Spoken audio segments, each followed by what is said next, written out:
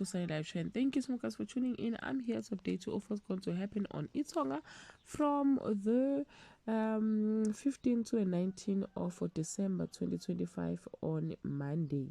Lungelo's thirsty for fame takes a dangerous 10. Makhumalo reaches her breaking point after Sanele's cruelest words on Tuesday. Makhumalo is forced to make a decision and she's put off for a long time. Mduduzi is disappointed at the way Pablo is handling the Magwazes. Lungelo sets his plan in motion on Wednesday. As Makhumalo ropes Mbongeni into a dangerous plan, Pablo's more confident than ever that she's falling in line.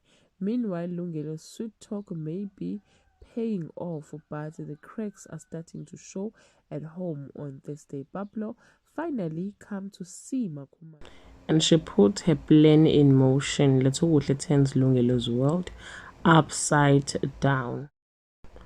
Makhumalo finally says the word Pablo has been waiting years to hear, but will he takes the bait, or is danger waiting for Makhumalo? When Lungelo's lies explode in his face, will the family salvage what's left? Ayanda and Lungelo savor a stolen moment. Can love survive the secret looming between them?